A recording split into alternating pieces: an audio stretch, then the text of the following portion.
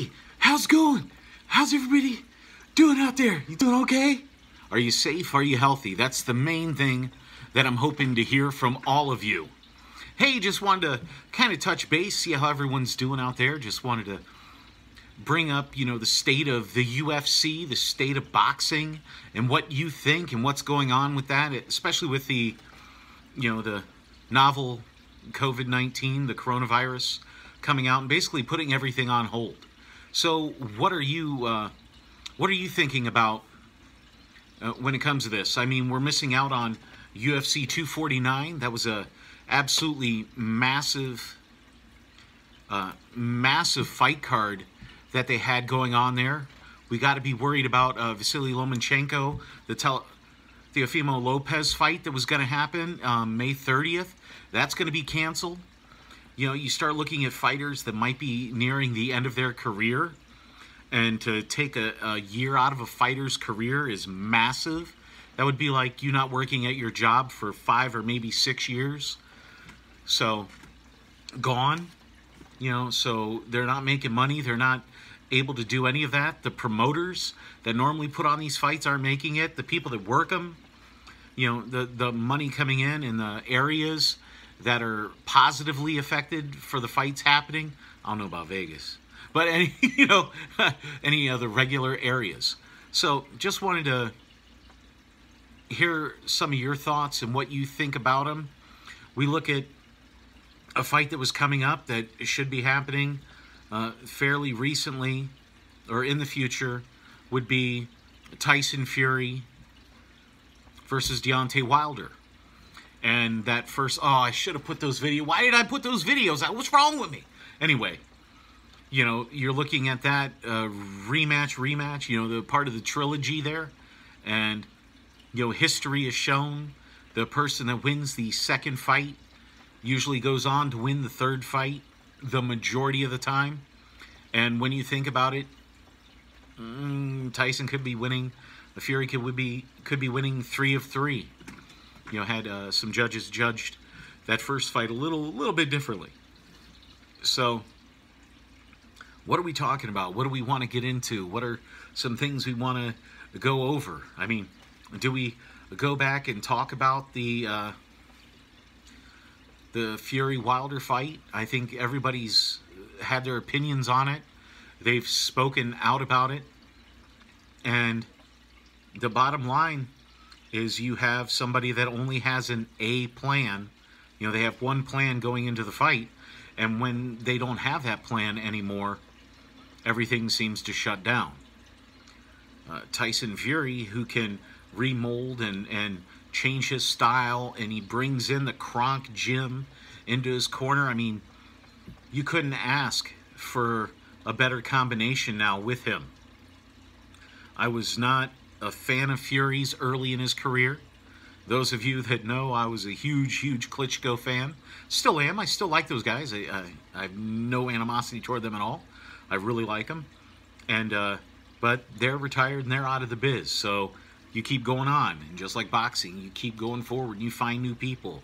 And you find new things in there. And, the man speaks truth. And when he says he's going to do something, he goes out and does it. And how can you not respect that? I would love to see an Anthony Joshua Tyson Fury fight. I think that's the next fight that really needs to be made. But if we're honest, I don't know if Joshua wants that smoke either. I don't know of anybody out there that's going to want that smoke, really.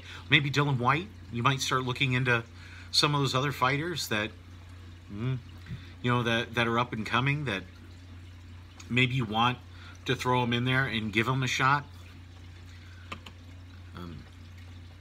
But with the way Tyson Fury is and his abilities, they're off the chart. To be able to move like that as a 280-pound man, 6'9", that's like that. You know the statistics, but his ability to move around, and since he's been with Kronk, he's got 1 fight, 1 knockout, so he's at 100%. So his knockout percentage is better than Deontay Wilder's in that case. I mean, hey, just saying. Just saying. He's got that. Right, Eduardo? Yeah, man. I ain't forget about you, bro. I'm sorry. I'm sorry, man. I'm sorry. Hey, I keep the people on my staff paid. But really, what are we looking at there? What other fights? Let me pull it up. The UFC 249, when we were looking at that, I mean, it was really painful. But I mean, there were fights on there that we were thinking we were going to have. They had tried to get together. You know, they're really trying to get Khabib in there and fighting, and I believe he was going to go up against Tony Ferguson.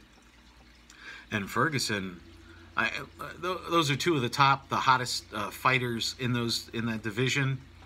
And Khabib, dude gets a hold of you, he just mauls you to death, holds you down, and pummels you, and whispers that you need to quit as he elbows you in the face. But then you got Tony Ferguson, and anybody that goes in the ring with him, you're getting into an absolute war.